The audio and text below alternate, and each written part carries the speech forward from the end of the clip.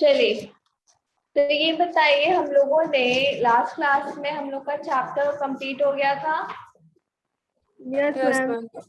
Yes तो ma'am. आज हम लोग हमारा न्यू चैप्टर स्टार्ट करेंगे। Okay, yes ma'am.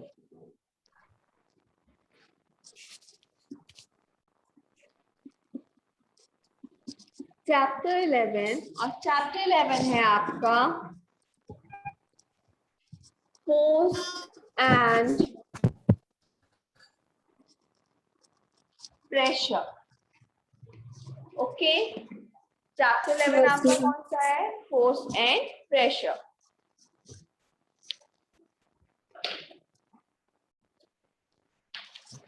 In class 7, you have learned how objects move. तो क्लास 7 में आप लोगों ने पढ़ा था कि जो आपके ऑब्जेक्ट्स हैं वो किस तरीके से मूव करते हैं।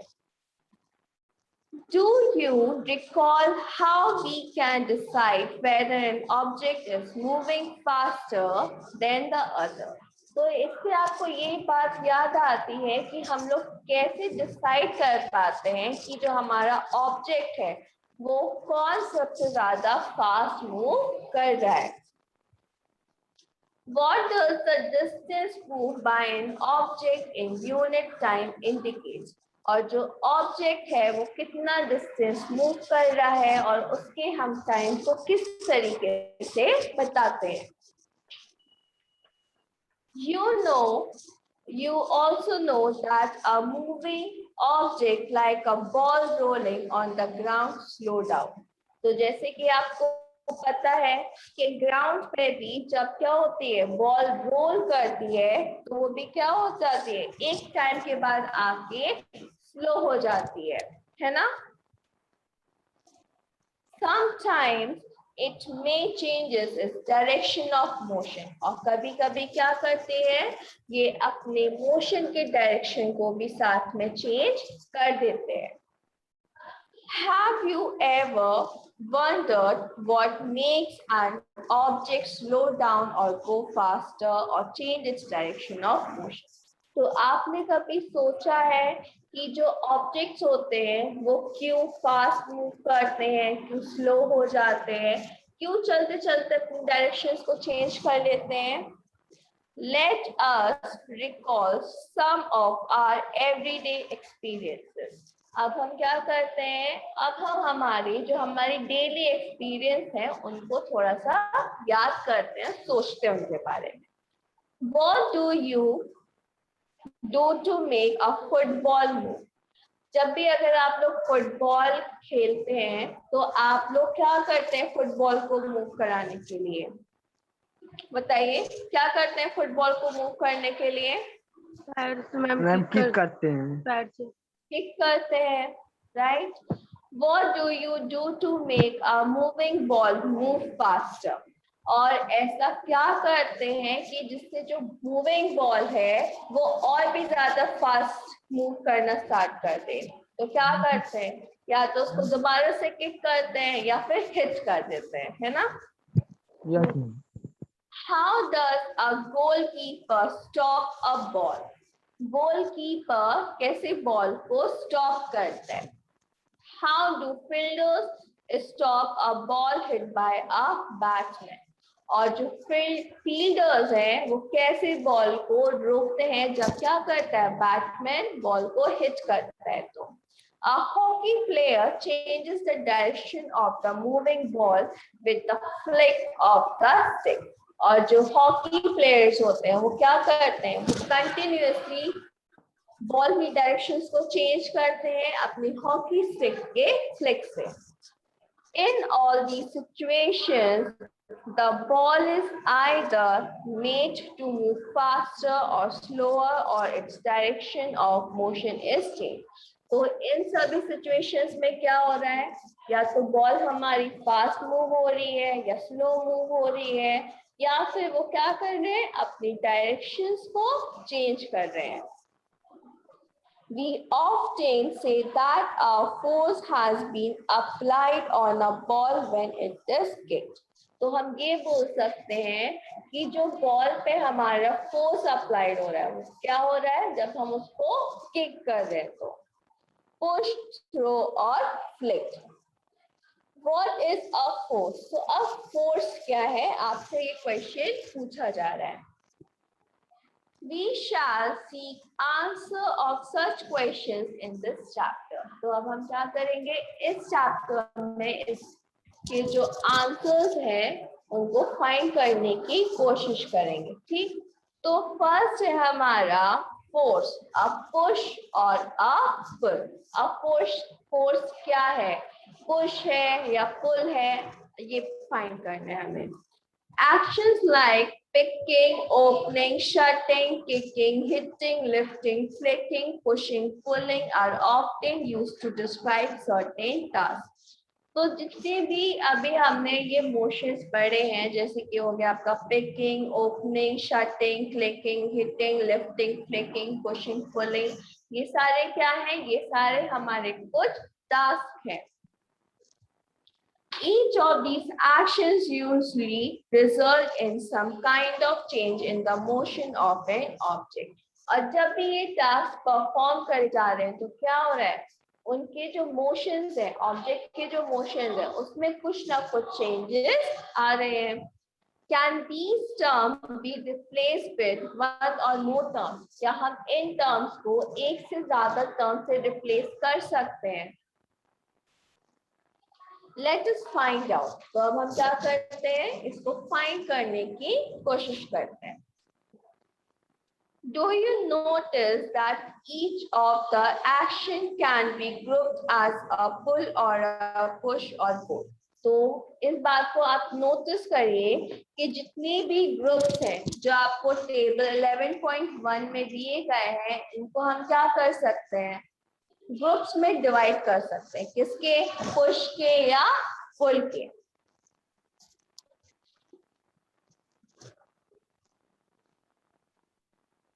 या फिर दोनों में ही। Can be inferior from this that to move an object it has to be push or pull. या फिर हम क्या कर सकते हैं, फाइंड कर सकते हैं कि हमारा जो ऑब्जेक्ट है वो पुश हो रहा है या फिर पुल हो रहा है। In science, a push, a pull or an object is called a force. अगर हम साइंस की डेफिनेशन में बात करें तो साइंस में जो फोर्स की डेफिनेशन है वो क्या है, पुश है या फिर पुल है। Thus, we can say that the motion imparted to objects was due to the action of a force. तो हम ये कह सकते हैं कि हमारे ऑब्जेक्ट पे जो भी मोशन हो रहा है वो किसकी वजह से हो रहा है, फोर्स की वजह से हो रहा है। When does a force come into play? Let us find out. अब फोर्स कब कब अप्लाइड होता है, अब हम इस चीज को समझेंगे। तो फर्स्ट है हमारा, सेकेंड है force can due to an interaction. अब फोर्स किस में आ सकता है, इंटरैक्शन में आ सकता है। Suppose a man is standing behind a stationary car. Suppose करिए एक आदमी है, वो क्या खड़ा हुआ है, जो खड़ी हुई कार है उसके बिहाइंड में खड़ा हुआ है। Will the car move due to his presence? क्या कार उसके प्रेजेंस में मूव करेगी? Suppose the man now begins to push the car. अब सपोज करिए उस मैन ने क्या किया, कार को पुश करना स्टार्ट कर दिया। The car may begin to move in the direction of the applied force. तो जो कार थी वो क्या हुई, जिस डायरेक्शन में उस मैन ने क्या किया था, फोर्स अप्लाइड करा था, उस डायरेक्शन में कार मूव करनी स्टार्ट कर दी थी। Note that the man has to push the car to make it move. तो इस बात का ध्यान रखिएगा कि जो मैन था उसको कार को मूव करने के लिए क्या करना पड़ा था, पुश करना पड़ा था, तभी जाके क्या हुई थी, कार ने मूव करना स्टार्ट कर दिया था। अब नेक्स्ट है आपका In figure 11.3, show three situations that may be familiar to you. तो 11.3 में आपको कुछ ऐसी सिचुएशन शो हो रही है जो क्या है, आप जानते हैं जिसके बारे में, इवन आप लोगों ने सबने खेला भी होगा इसको. Can you decide who is pulling or who is pushing in these cases? तो क्या इसमें आप बता सकते हैं कि कौन पुल कर रहा है और कौन पुश कर रहा है? In figure 11.3a, both the girls appear to push each other. Why? तो आपकी जो फिगर 11.3a है उसमें हमें शो हो रहा है कि जो दोनों गर्ल्स हैं वो क्या कर रही हैं, एक दूसरे को पुश करती हुई अपीयर शो हो रही है.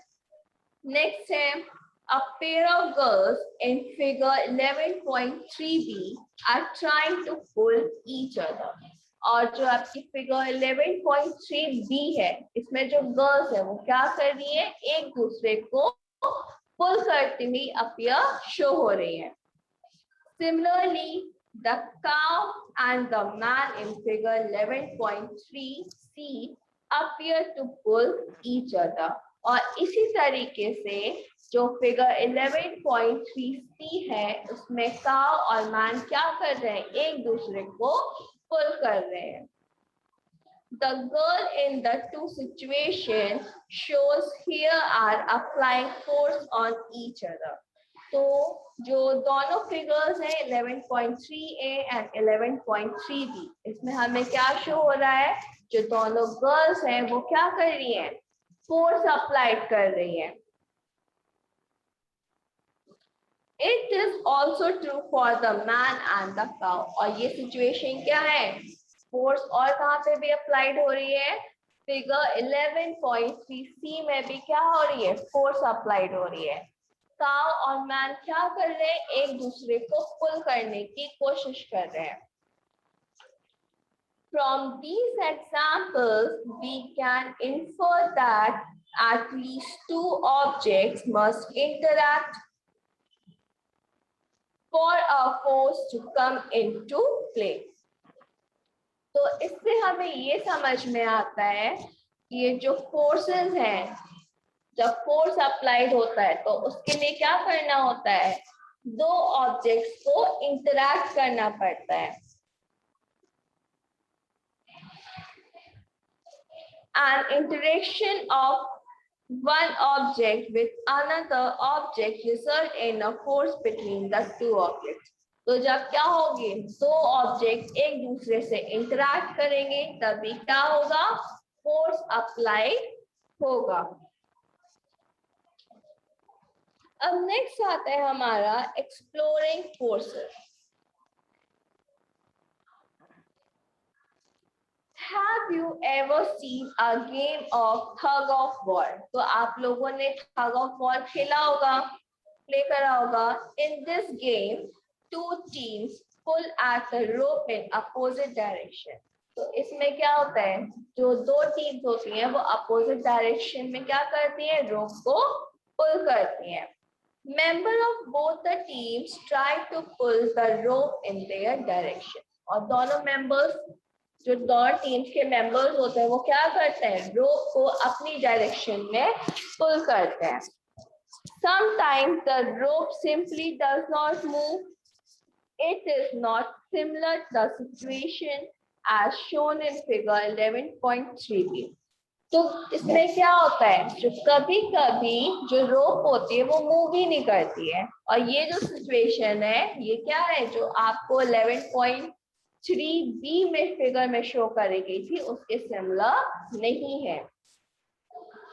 The team that pull harder, that is applied a larger force, finally wins the game. तो जिस टीम ने सबसे ज्यादा फोर्स अप्लाइड करी होती है वही टीम क्या करती है, वही टीम जीत जाती है. What do these examples suggest about the nature of force? तो ये जो examples हैं ये आपको क्या बताते हैं, फोर्स के नेचर के बारे में बताते हैं कि फोर्स का नेचर कैसा है. Force applied on an object in the same direction add to one another. Force हमेशा क्या होता है, उसी डायरेक्शन में अप्लाइड होता है जिस डायरेक्शन में हम फोर्स को अप्लाई करते हैं. Now your friend pushed the heavy box in the same direction. अब क्या हो रहा है? मैम आपने एक लाइन छोड़ दी. Ma'am now recall what happened.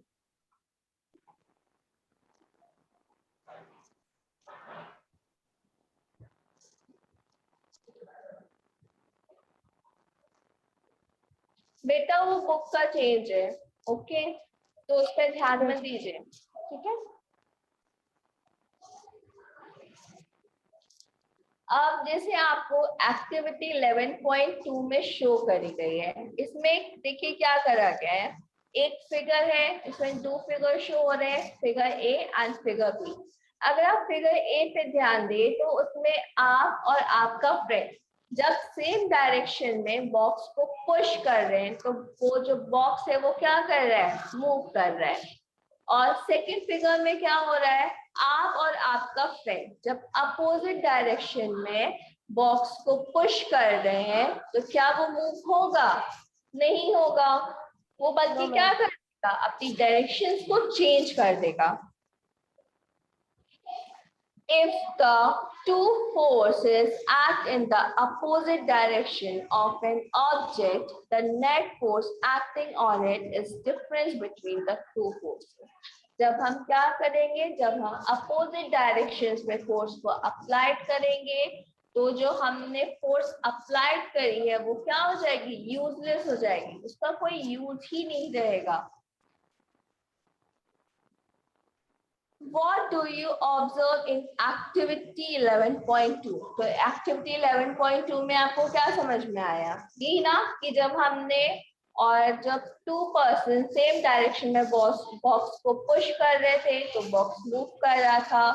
जब टू पर्सन अपोजिट डायरेक्शन में बॉक्स को मूव कर रहे थे तो बॉक्स क्या कर रहा था, वो मूव करने की जगह क्या कर रहा था, या तो स्टिल था या फिर अपनी डायरेक्शन को चेंज कर दे रहा था. Recall that in the tug of war when two teams pull equally hard.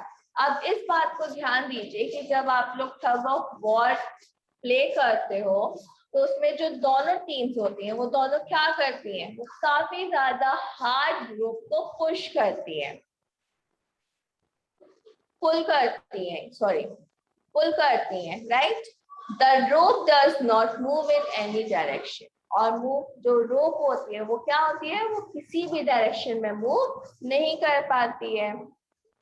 So we learn that force could be larger or smaller than the other.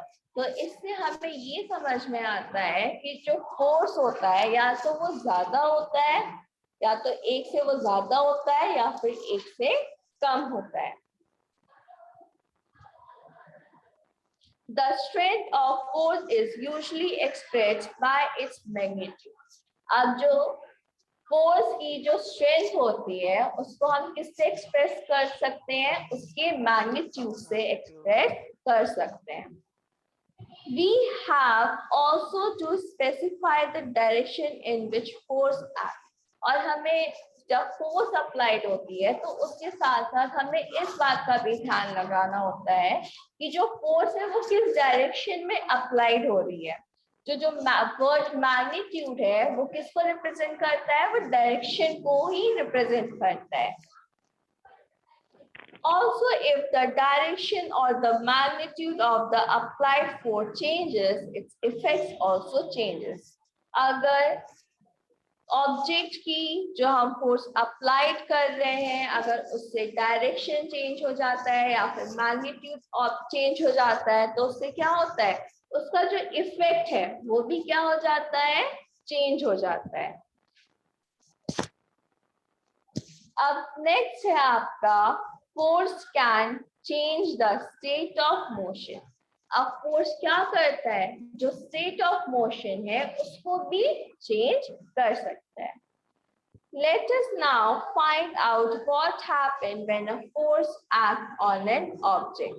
तो अब हम लोग क्या करने जा रहे हैं? अब हम लोग एक्टिविटी 11.3 को देखते हैं और इससे ये समझते हैं कि जब फोर्स हमारा अप्लाइड होता है तो उससे कौन कौन से चेंजेस आते हैं.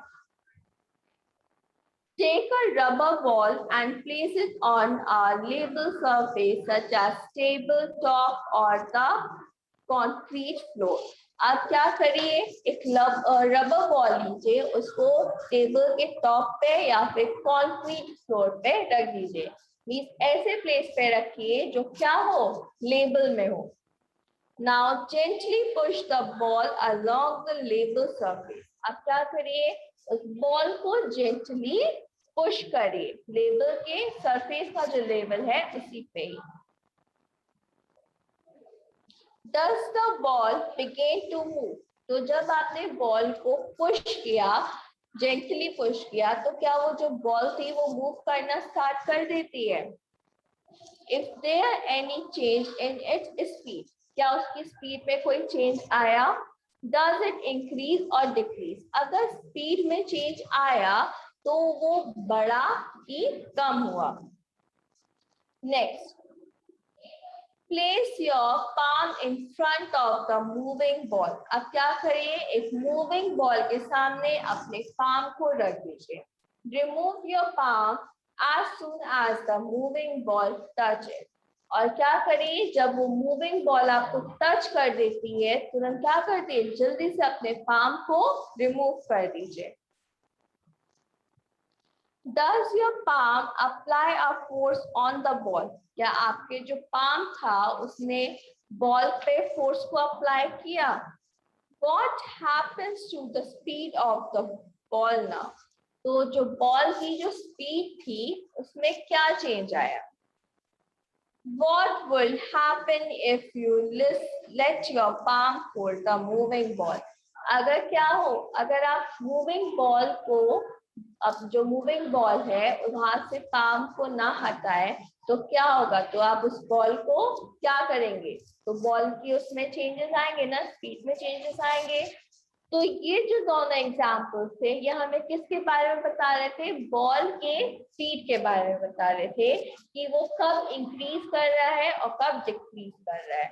जब फर्स्ट सिचुएशन थी जब हमने बॉल को जेंटली पुश किया था तो यहाँ पे क्या हो रहा था, बॉल की स्पीड में चेंज आ रहा था. वो क्या कर रही थी, जो स्पीड थी वो इंक्रीज कर रही थी.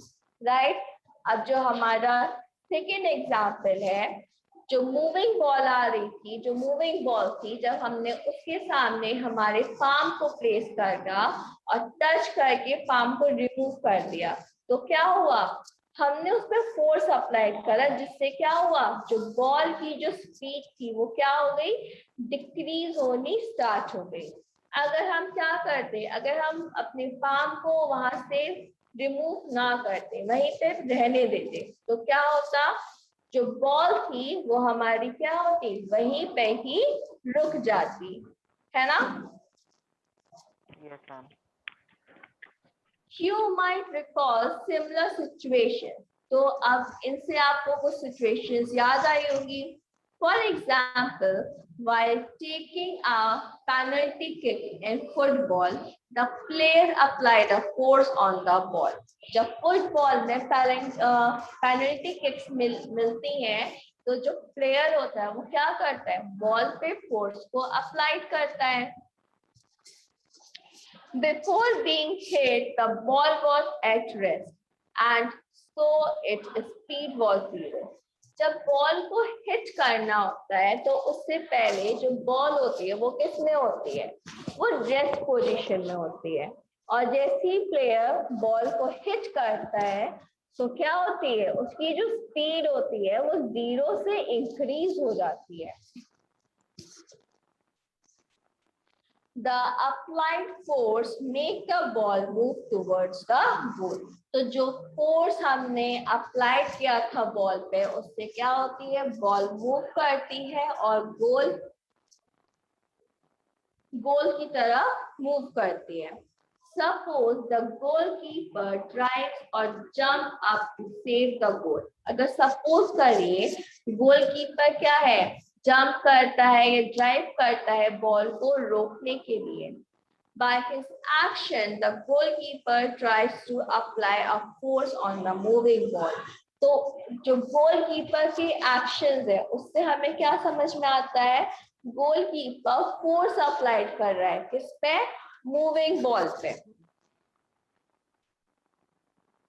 The force applied by him can stop or deflect the balls, save a goal, being a score. और उसके एक्शन से क्या होता है, या तो वो बॉल को रोक देता है या फिर बॉल की डायरेक्शन को चेंज कर देता है. तो जिससे क्या होता है, जो गोल होता है वो बच जाता है और टीम को स्कोर नहीं मिल पाता है. If the goalkeeper succeeded in stopping the ball, the speed decreases to 0. अगर गोलकीपर सक्सीड हो गया बॉल को रोकने में, तो जो बॉल की स्पीड होती है वो क्या हो जाती है, 0 हो जाती है. तो आप लोगों में से फुटबॉल कौन कौन देखता है, कोई देखता है फुटबॉल मैचेस को? Yes, ma'am ma'am. मैं नहीं देखता, मुझे अच्छी नहीं लगती फुटबॉल देखना. No, ma'am. ये कौन बोला अभी, गौरव, अनुराग? No, ma'am. तो अभी गौरव ने बोला था फुटबॉल मैचेस देखना किसको नहीं पसंद है. Ma'am, my favorite Ronaldo. Ma'am मुझे नहीं पसंद है. अच्छा, हर्षित बोल रहा है. अच्छा, फुटबॉल देखना नहीं पसंद है, तो वो किसको पसंद है, गौरव को पसंद है, और किसी को नहीं पसंद है. अगर आप लोग एक मैच देखना फुटबॉल का, तो उसमें जो भी गोलकीपर होता है वो क्या करता है, सबसे पहले जब पेनल्टी किक्स मिलती है प्लेयर को, तो वो क्या करते हैं, बॉल को रखते हैं, है ना, और फिर क्या करते हैं, उसको हिट करते हैं, जिससे क्या हो, उनका गोल हो जाए. जब हिट करते हैं तो बॉल की जो स्पीड होती है वो 0 होती है. क्यों? क्योंकि जो बॉल होती है वो रेस्ट पोजीशन पे होती है, और जब हिट करते हैं तो बॉल की जो स्पीड होती है वो रेस्ट से क्या करती है, इंक्रीज करना स्टार्ट कर देती है. और जैसे ही स्पीड इंक्रीज होती है तो बॉल क्या करती है, मूव करती है गोल डायरेक्शन की तरफ. फिर वहां पे आप देखेंगे कि हर एक गोल, शोभित माइक म्यूट कर दीजिए बेटा, हर एक गोल पे क्या होता है, गोलकीपर होता है. गोलकीपर का वर्क क्या होता है, वो क्या करे, मूविंग बॉल को बॉल को रोके, रोकना है ना, रोकना. बॉल को रोकने का उसका नाम होता Yes, है. ma'am. तो वो क्या करता है, बॉल को या तो रोकता है या फिर उसकी डायरेक्शन को चेंज कर देता है. अगर वो रोकेगा या डायरेक्शन चेंज करेगा तो उससे क्या होगा, बॉल की जो स्पीड है वो डिक्रीज होनी स्टार्ट हो जाती है. ठीक है ना. तो यही Yes, हमें ma'am. बताया क्या है, तो हमें यही बताया गया है, अगर हम क्या करते हैं, जब भी हम बॉल को हिट करते हैं तो उसकी जो स्पीड होती है वो इंक्रीज हो जाती है. ठीक. और जब भी हम बॉल को रोकते हैं या किसी भी चीज को रोकते हैं तो हम क्या करते हैं, उसकी जो स्पीड होती है उसको कम कर देते हैं. ठीक. तो बताइए, सबको इतना समझ में आया? Yes, Yes, ma'am. ma'am. Yes, ma'am. तो अब हम लोग नेक्स्ट क्लास Yes, में ma'am. इसको आगे कंटिन्यू करेंगे. ठीक है. Yes, Yes, ma'am. ma'am. Yes, सब ma'am. लोग इसको अच्छे से रीड करके आइएगा. Okay. Yes, ma'am. Yes, ma'am. Yes, ma'am. Thank you students. Bye, ma'am. Thank you, Ma'am. ma'am. Bye. Thank you, Bye, ma'am. ma'am. Bye Bye, bye. ma'am. Bye bye.